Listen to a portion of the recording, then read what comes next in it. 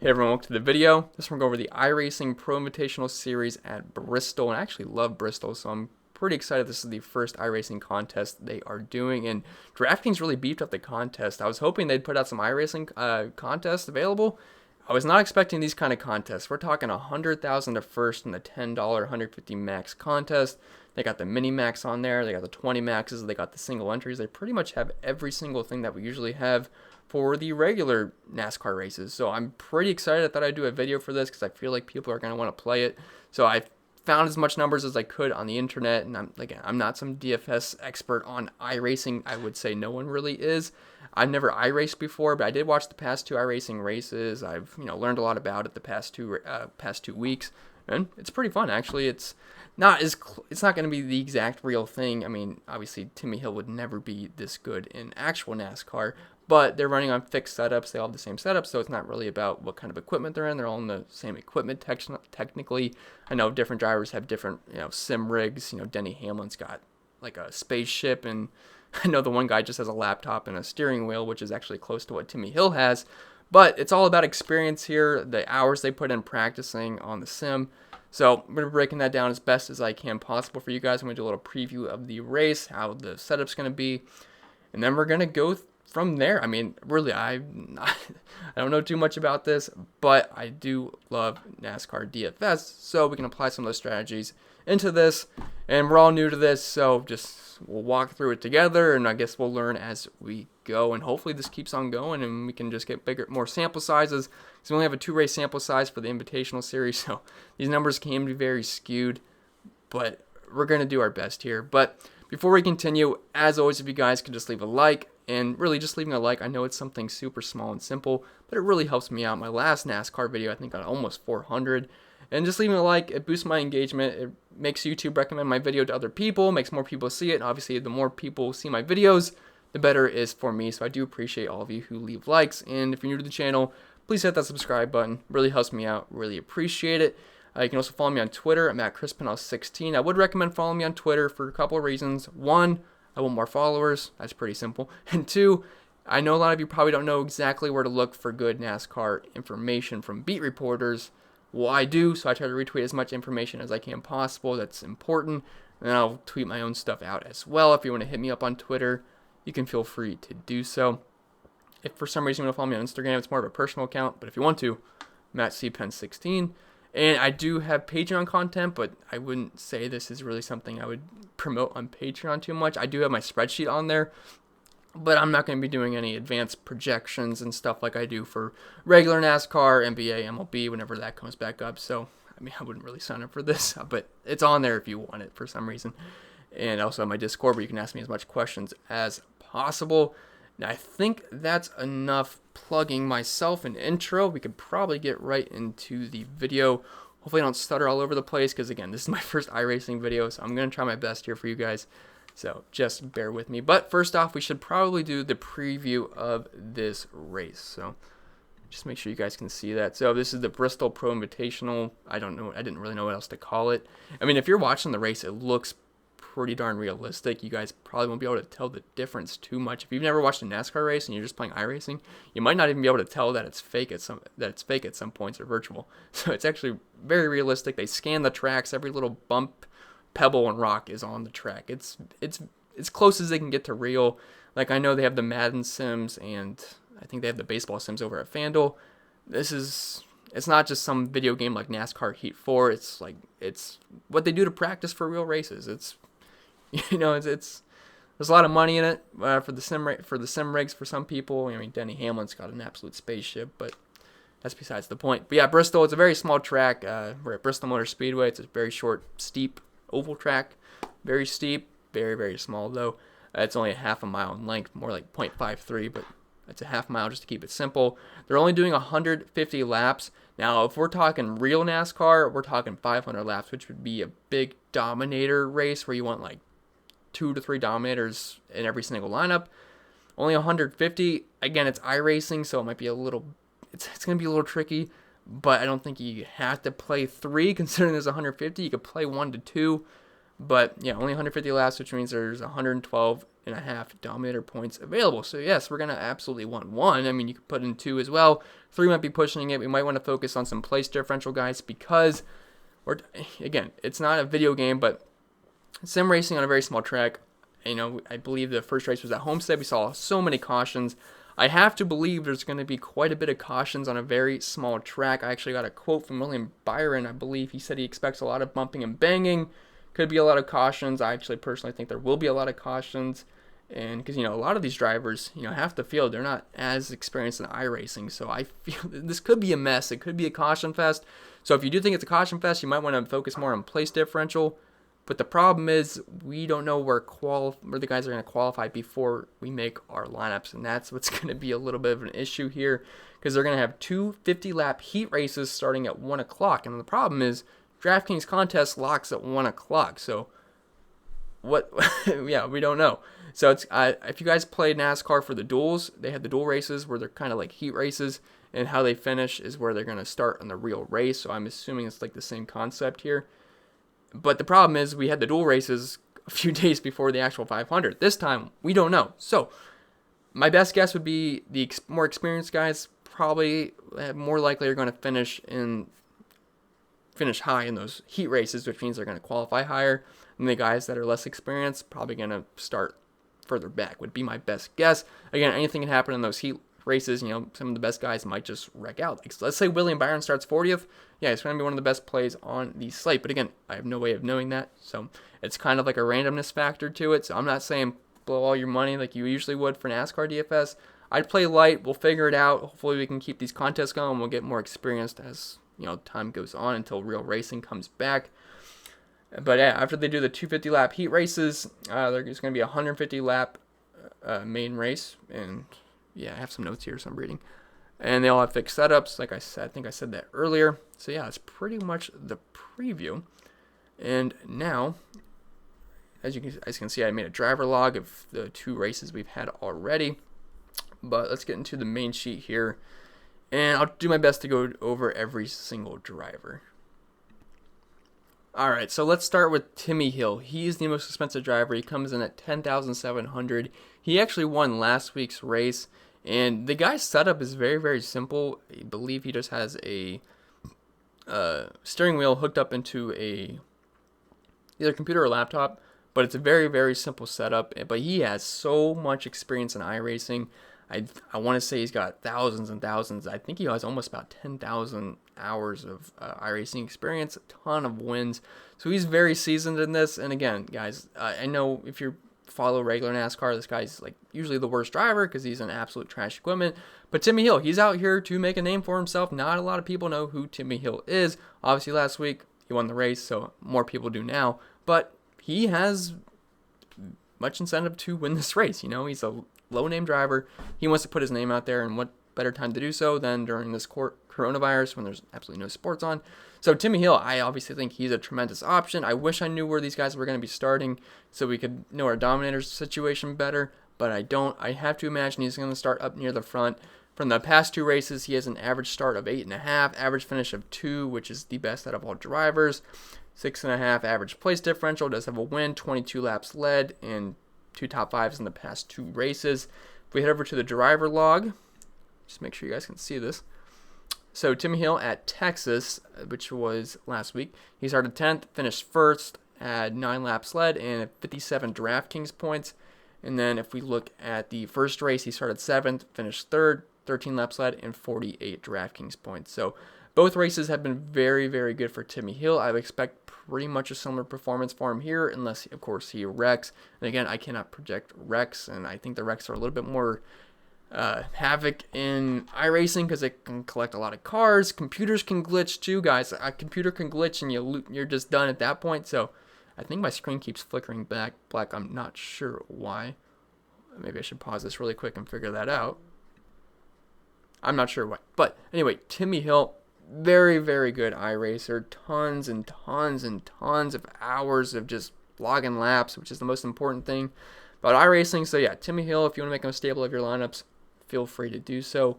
William Byron, he comes in at 10,500. Another guy, he started his career on iRacing. He's a big sim racer. He has a ton of laps logged for iRacing, so he's going to be a very strong choice this Sunday. Now, if you look at his stats the past 2 races, some bad luck for him. He's only averaging 18 DraftKings points per race, average finish of 20.5. Best average start, because he's fast. I mean, if all goes well, he'll probably start on the pole or on the second row or on the outside of the first, whatever, on the front row or second row. Would be my guess. Average start of 1.5. Average place differential. He got caught up last week. Average place differential of -19. But as you can see, he's been the main dominator these past 2 races of 108 average. He's averaging 108 laps led per. I'm sorry. He has 108 total laps led per race. 1 top 10, no top 5s. But he's been kind of getting in the mess. I know in the first race he got collected with Alex Bowman. So some bad luck going his way. But he is one of, if not the best iRacer out of all these drivers. So he's a very strong choice for us this Sunday. If you head over to the driver log, William Byron last week at Texas, he started first, finished 7th. 80 laps led, 51 DraftKings points, had a very good race. And then the first week is where, oops, I put 2 runs on accident. Now the first week at Homestead where he really ran into trouble. He started 2nd, finished 34th, which was terrible, but he had 28 laps led. He was looking very strong at the beginning of the race, but finished with -15 fantasy points. That's what's really going to skew his stats in the main sheet. So if you're just willing to look past that, he should be one of the best drivers on the field this Sunday. All right, so Garrett Smithley, kind of like Timmy Hill, where these guys would normally be priced at the very, very bottom of a real NASCAR race. But these guys are out to make a name for themselves, and they have a ton of experience. They do a ton of iRacing. So Garrett Smithley, kind of in the same boat as Timmy Hill. Hasn't been quite as good as Timmy Hill, but he's been right there with him. He almost won the last race. He's averaging 45.5 DraftKings points per race, average finish of 4, average starting position of 6th, average place differential of 2, 24 laps led, 2 top 5s. So he's been very, very good here. If we look at the driver log, he started 12th last week, finished 3rd, had 50 DraftKings points. First race, he started 1st on the pole, and he finished 5th, which is obviously still pretty good. 41 DraftKings points, 24 laps led. So Garrett Smithley, again, if you want to make him a staple of your lineups, you certainly could do so. I feel like he's going to be lower owned than Timmy Hill because he's coming off the win, so I feel like people are going to play Timmy Hill. Then William Byron, I think he has a chance of being one of the highest owned drivers. Not one of being the highest owned driver because he's just such a good iRacer. So Garrett Smithley, he's more of a, I don't even know if you want to call him a GP. What is a GPP option in iRacing? I really don't know.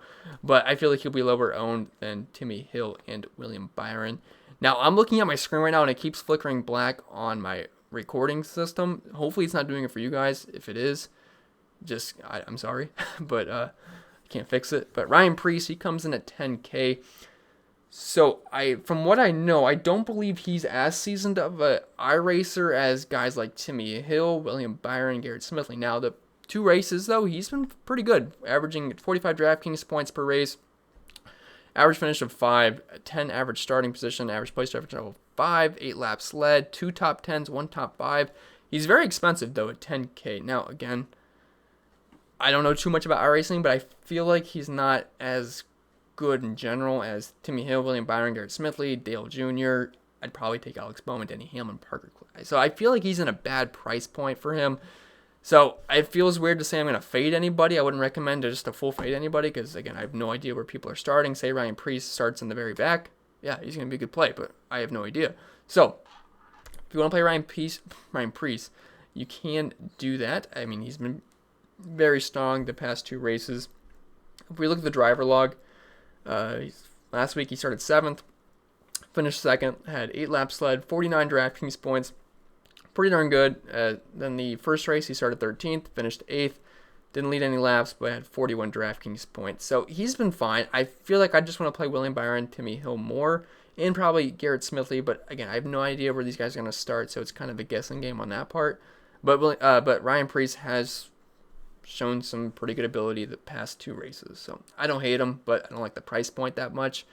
Dale Jr., he's got the questionable tag right beside him. I'm not sure if he's going to be racing. I have not seen confirmation. Maybe he's not.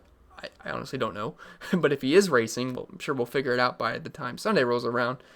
He's one of the better iRacers. He has a ton of laps logged. He has a really nice setup, nice rig. And he's Dale Jr., so if he's going to be racing in this, He's going to be popular. He'll probably be one of, if not the highest owned driver, just because he's Dale Jr. Everyone likes him for the most part. He's got a huge name, I should say. But he's averaging 43 DraftKings points per race, average finish of 4, which is tied for second best, average starting position of 3.5, 28 laps led, 2 top 10s, 1 top 5. Almost won the first race, but he got passed at the very end by Denny Hamlin, which was an awesome race to watch. So yeah, Dale Jr., I think he's fine. If we head over to the driver log, Dale last week started second, finished 6th, 14 laps led, 38 DraftKings points. And then the week before that, started 5th, finished 2nd, 14 laps led, 49 DraftKings points. So Dale Jr., he's going to be popular just because he's Dale Jr. as long as he's racing. I know he has the questionable tag, so as long as he's racing, obviously he would be a pretty good option. Alex Bowman, he comes in at 9,600. He's been very, very strong in the first 2 iRacing races. Actually averaging the second best average DraftKings points per race at 49. Average finish of 5.5. Average starting position of 16. Averaging 10.5 place differential spots. And I guess points too. And does have top 5, 2 top 10s. So he's been very good. If we look at the driver log, Bowman started 20th last week, finished 5th, no laps led, but nice place differential spots. And he got 54 DraftKings points. And then the week before that, started 12th, finished 6th, 44 DraftKings points. So Alex Bowman looks to be pretty strong at iRacing so far. You know, he's a younger driver. I feel like the younger drivers have the advantage here for the most part. Obviously, there's some exceptions. But Alex Bowman looking like he's pretty solid at iRacing. And Denny Hamlin, he's probably going to be one of my favorite plays just because he's at a nice price point at 9,300. And I feel like he could be in that 10K range. If you guys listen to the Rubbing is a Racing podcast with Clint Boyer and David Portnoy, the guy that runs Barstool, first of all, I love that podcast. You should probably go listen to it if you haven't already. But anyway, they had Denny Hamlin on. They were talking about his sim rig, and it is amazing. It's got like 3 huge screens. He's got like a full car setup. It's pretty darn awesome. So yeah, Denny Hamlin, he's in good equipment, but yeah, he logs a ton of laps. Now the week before, or I should say last week, he did not put as much practice in as he did the first week. The first week he was like all in practicing, logging laps, and he won the race. He did very good. And apparently this week he's back to the grind. It's like just practicing all week. So I had to assume that he's probably going to have a strong showing here. And he's averaging 35.6 DraftKings points per race so far, 12.5 average finish. Did not have a good race last week. Average starting position of 13. Does have a win here, 17 laps led, top 5, one top 10. And if we look at the driver log, Denny Hamlin last week started 17th, finished 24th, only led 3 laps, 14 DraftKings points, obviously not that good. But then the first week, started 9th, finished 1st, had that nice, at the very end, passed Dale Jr. for the win. And he finished 1st, 14 laps led, and 58 DraftKings points. So Denny Hamlin, apparently he's practicing all week, so I think he's going to be a very, very strong option at 9,300. Should be one of the better plays in this slate, obviously, if he avoids wrecks. Parker Kligerman, he comes in at 9,100. Again, another guy that last year, he was not a high-priced driver, and I actually played him quite a bit years prior. But he's actually a pretty solid iRacer for the most part from what I've read. Now, his numbers are going to be skewed a little bit because he had some internet computer problems. Apparently, something messed up with his computer, and it kind of screwed his one race. I believe that, let me find it really quick. No, he still had a good finish, but from what I read, he did not have a very good race at Atlanta. Okay, that was actually at the, it wasn't one of the invitationals. It was the first, go they had of this, where it was more of not as serious. And he was actually having a really good race, but did have a computer problem, which kind of messed up his race, not part of the stat sheet. But anyway, past 2 races here for the Invitational Series, 25 DraftKings points per race, average finish of 12.5, average start of 6, averaging negative 6.5 place differential spots, no top 10s, no top 5s, but he is a big iRacer, apparently, lots of experience, so I think he's fine. He's 9,100. I'd rather play Denny Hamlin, and I'd probably rather play Landon. I don't know. It's close between those two. Again, I really have no idea where these guys are going to start, so I hate saying I'd rather play someone over someone. But Kligerman's fine. I actually like the guy as well. If you look at the driver log, Klickerman started 4th, finished 12th, started 8th, finished 13th, 24, 26 DraftKings points per race. Has not been amazing, so I can understand if you don't want to play 9,100 for him. But, if he happens to start up front and lead some laps, he's going to be a very good play. Again, I have no idea of knowing where these guys are going to start.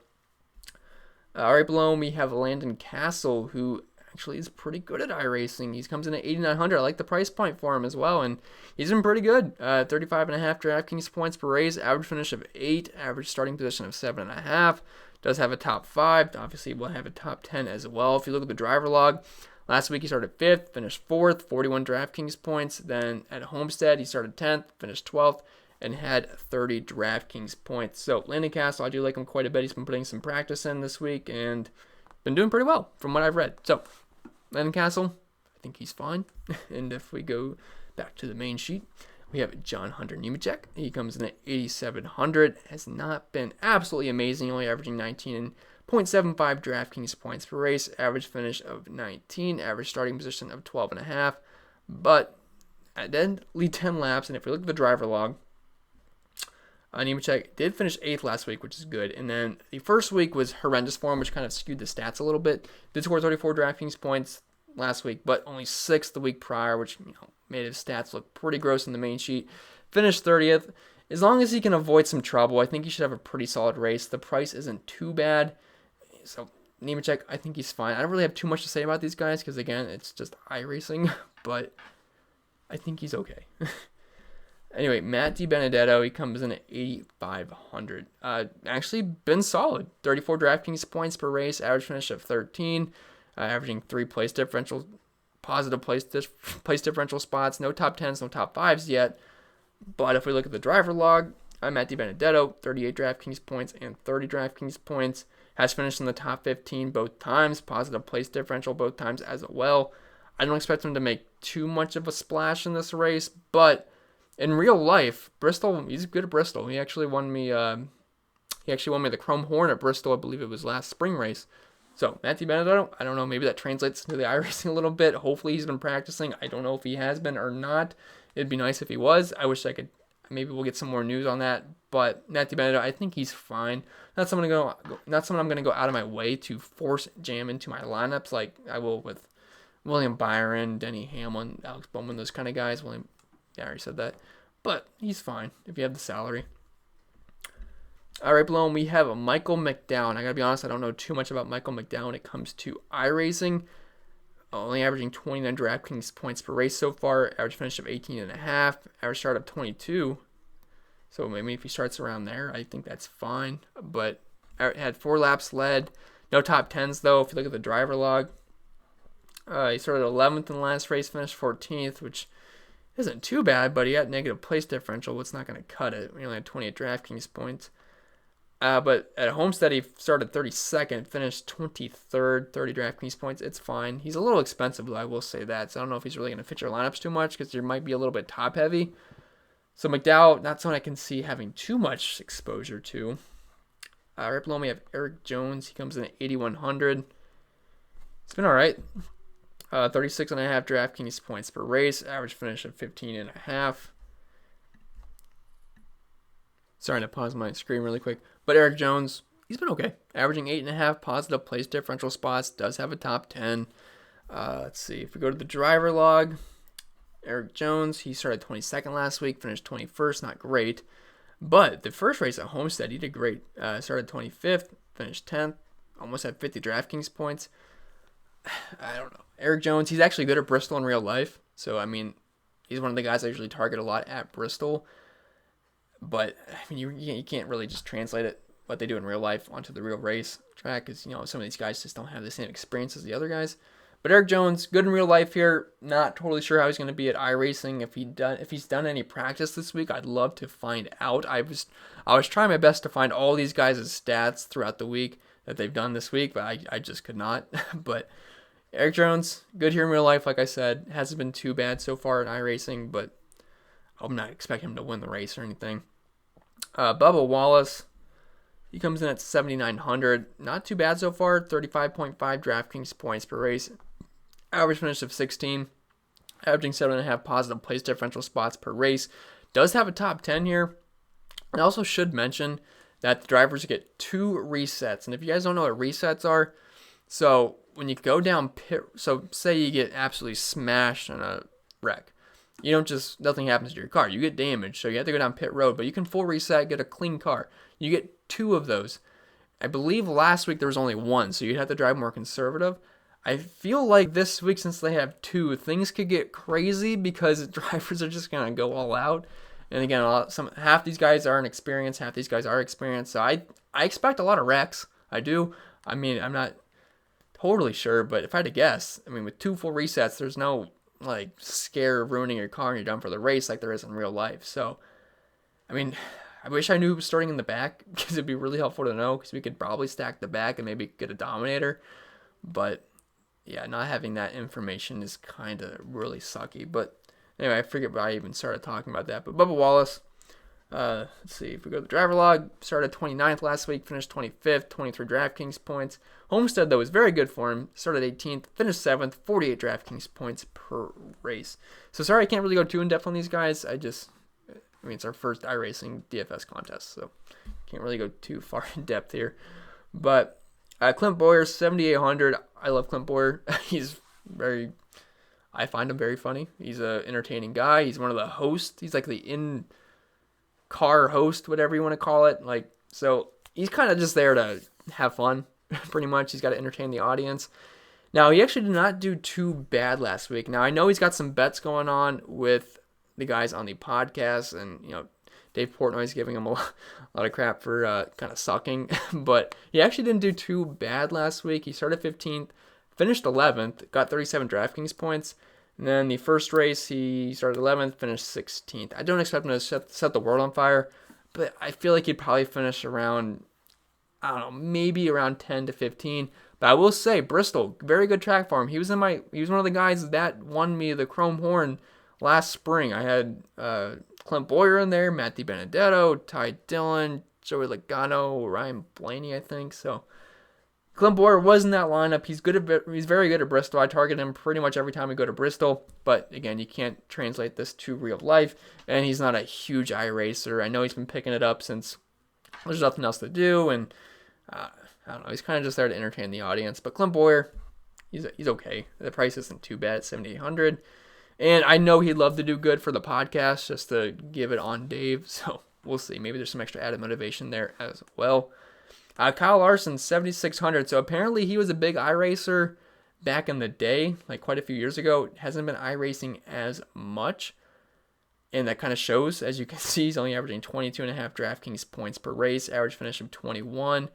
Average start of 20, so he hasn't been that fast. Does have a top 10, though, but yeah, he's just not been that great so far. If we look at the driver log here, started 27th last week, finished 9th, which was great. 53 DraftKings points per race. And at Homestead, he started 14th, finished 33rd, -8. So that did skew his stats a little bit. I feel like he's going to be okay. He's actually not bad at all at Bristol. I believe I played him 1 year and actually won a single entry playing Kyle Larson at Bristol because he was one of the main dominators. So, you know, kind of got unlucky, then had a really good race. So maybe if we're somewhere in between, or maybe he finishes in the top 10, if he can get a front lead some laps, I don't know if that really, I don't think that's really going to happen with guys like Byron, Hamlin, all those kind of guys. But Larson, he is good at Bristol, and he did have a really good race last week. But I did read that intermediate tracks are easier for guys that don't have as much experience because of the downforce. So maybe that's another reason why Kyle Larson did well. So just something to think about. Let's see, who is next? Chase Elliott, I believe. Yeah, Chase Elliott comes in at 7,500.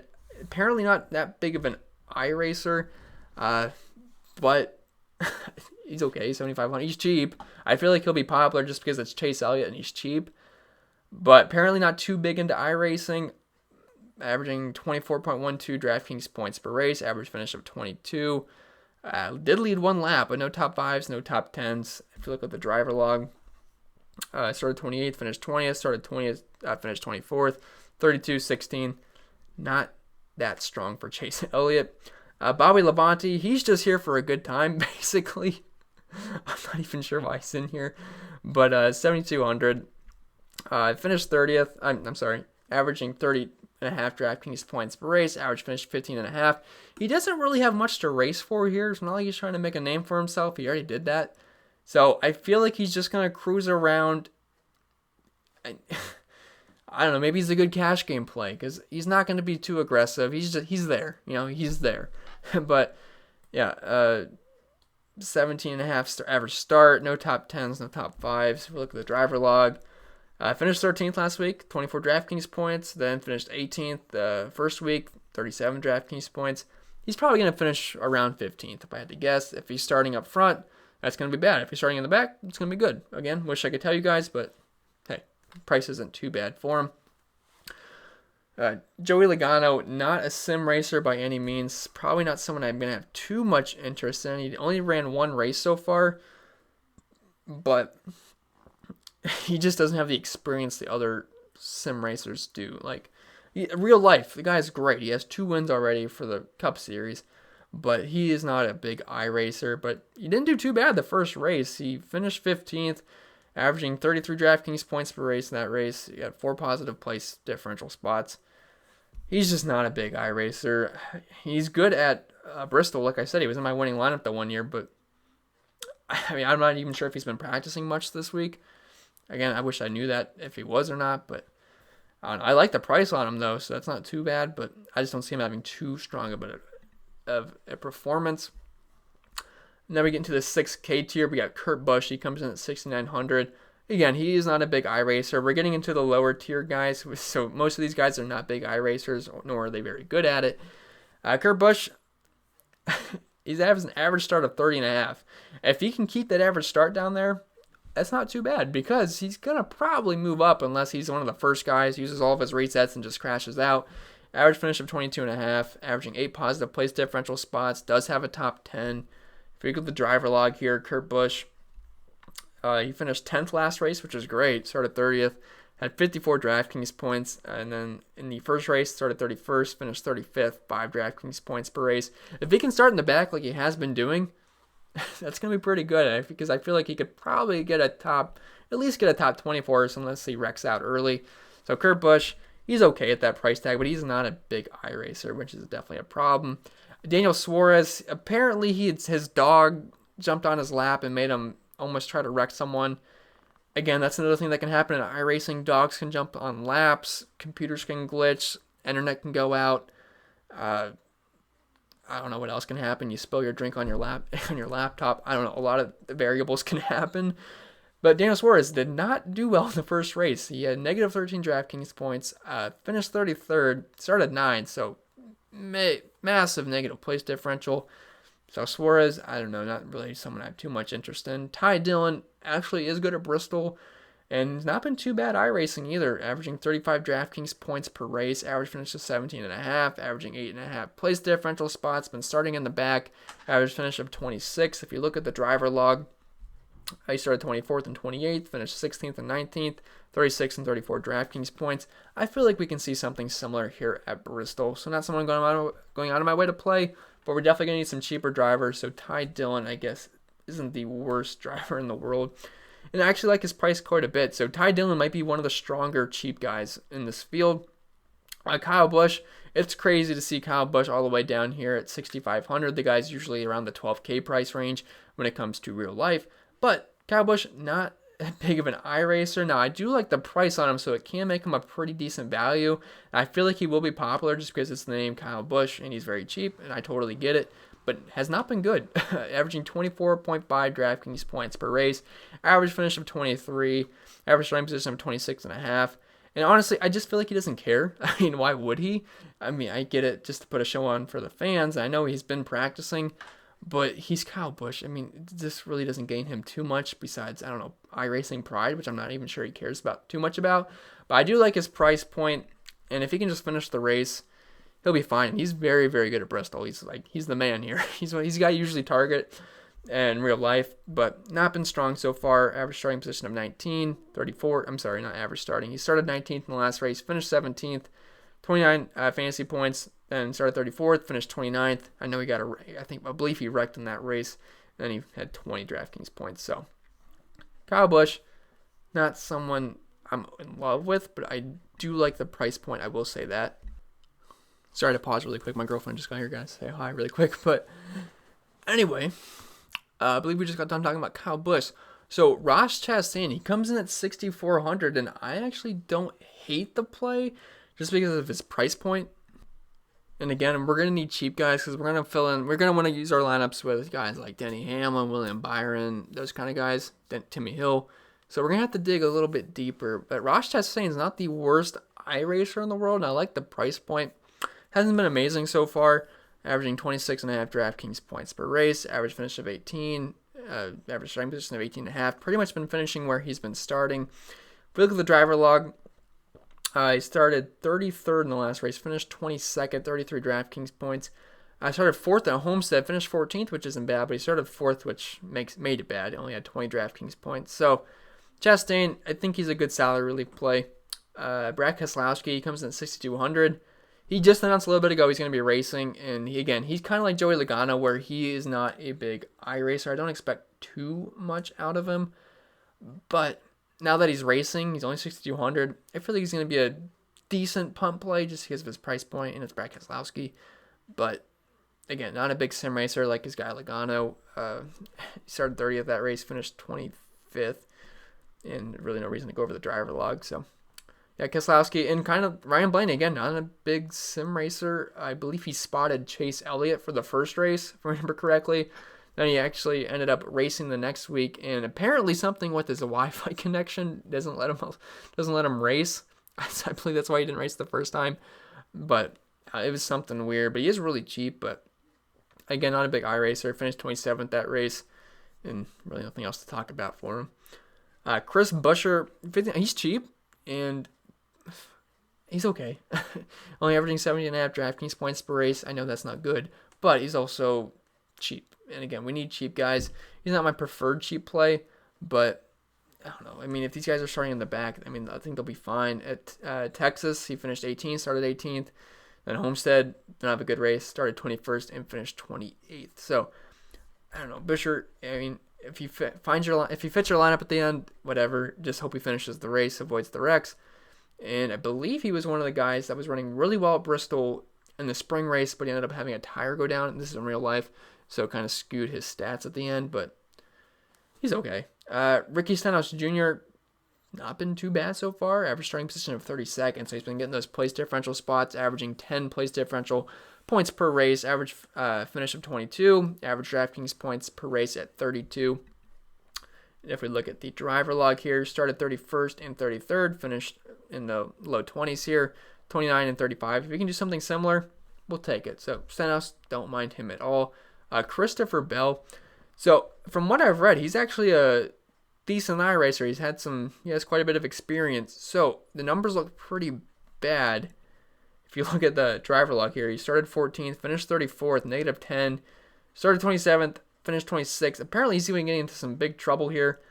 But from what I've read, he's actually a decent iRacer, has quite a few laps logged here and some hours on the sim. So at 5,700, I feel like he's a decent salary relief play. But again, he's not shown it so far, so that could be somewhat concerning.